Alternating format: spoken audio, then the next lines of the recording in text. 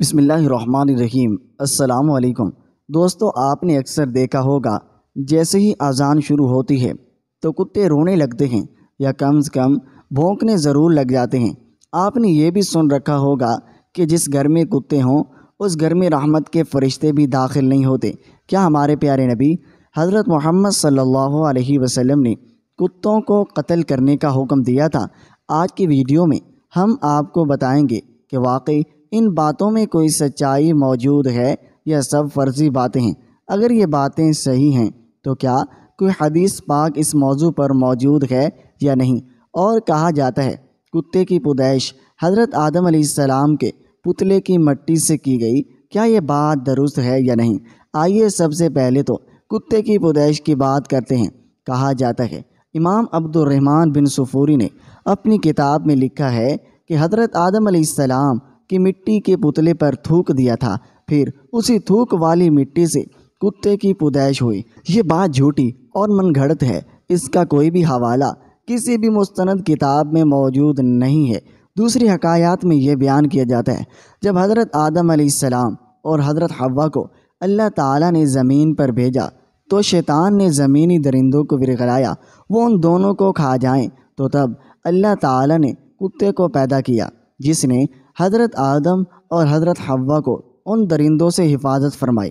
اس بات کا ایک ہی حوالہ ملتا ہے نور المبین نامی کتاب میں، جس میں اس بات کو حضرت علی رضی اللہ تعالیٰ عنہ سے روایت کیا گیا ہے۔ اب بات کرتے ہیں کیا اس گھر میں فرشتے داخل نہیں ہوتے جس گھر میں کتے رکھے گئے ہوں؟ اس بارے میں سب سے مستند حدیث پاک جس کا حوالہ بخاری شریف 3227 پہ ملتا ہے، اور اس کے علاوہ یہ حدیث تقریباً تمام مستند کتابوں میں ملتی ہے، جس کا مسلم شریف، ابو داؤد اور مستند احمد وغیرہ۔ روایت کچھ اس طرح ہے کہ حضرت میمونہ رضی اللہ تعالی عنہا فرماتی ہیں ایک دفعہ حضور بیدار ہوئے تو غمگین اور پریشان تھے۔ میں نے پوچھا حضور کیا بات ہے؟ آپ کی کیفیت بدلی ہے۔ آپ صلی اللہ علیہ وسلم فرمانے لگے جبرائیل امین رات آنے کا وعدہ کیا تھا، پھر نہیں آیا، پورا دن اسی طرح گزارا، پھر آپ کو یاد آیا کہ ہمارے بچھونے کے نیچے کتے کا ایک پلہ ہے۔ حضور صلی اللہ علیہ وسلم نے اسے نکالنے کا کہا اور اپنے دست مبارک سے اس جگہ پانی چھڑک دیا۔ اگلی رات حضرت جبرائیل آئے اور کہا ہم اس گھر میں داخل نہیں ہوتے جہاں کتا ہو۔ ایک اور حدیث پاک میں حضور صلی اللہ علیہ وسلم نے فرمایا جو شخص شکار ریوڑ کی حفاظت یا کھیتی کی حفاظت کے علاوہ کتا پالتا ہے تو اس کے اجر سے ایک قرات کم کیا جاتا ہے۔ ثابت ہوا ہے کہ گھر میں فرشتے کے داخل نہ ہونے، برتن ناپاک کرنے اور دوسری بہت سی وجوہات پر کتا گھر میں رکھنے سے منع کیا گیا ہے، لیکن صرف 3 صورتوں میں رکھا جا سکتا ہے: شکار، کھیتی اور مویشیوں کے لیے۔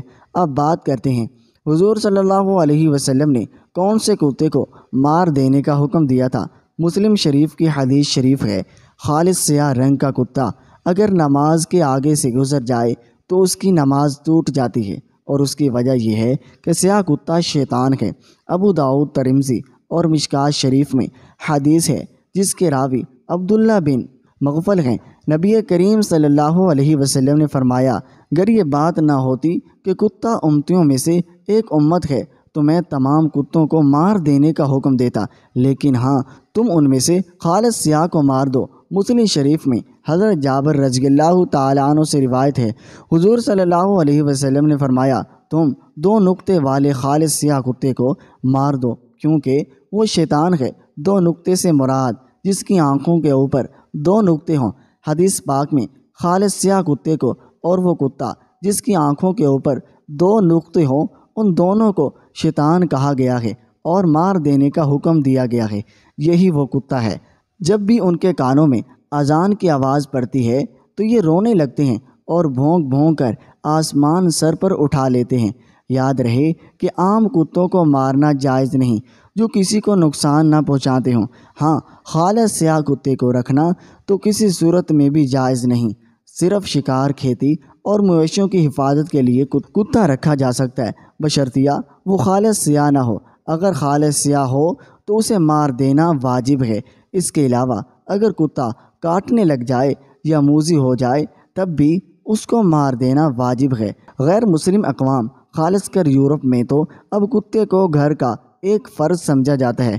جن خواتین نے وہاں کتے پالے ہوتے ہیں وہ تو کہتی ہیں کہ اگر تمہیں مجھ سے محبت ہے تو میرے کتے سے بھی محبت کرنا ہوگی۔ یہاں تک کہ یورپ میں کتے سے محبت اب حرام کاریوں میں بدل چکی ہے اور مردوں والے سارے کام ان کتوں سے کروائے جاتے ہیں۔ بس یہ بات یاد رکھیے دوستو، کتا چاہے کتنا ہی وفادار کیوں نہ ہو، اگر آپ نے کھیتی کی حفاظت، شکار یا اپنے جانوروں کے ریوڑ کی حفاظت کے لیے نہیں پالا تو پھر روزانہ آپ کے اجر سے ایک قرات کم کیا جاتا ہے۔ اور یہ بھی یاد رکھیے، حضور نبی کریم صلی اللہ علیہ وسلم نے ایک قرات کو احد پہاڑ سے تشریح دی تھی۔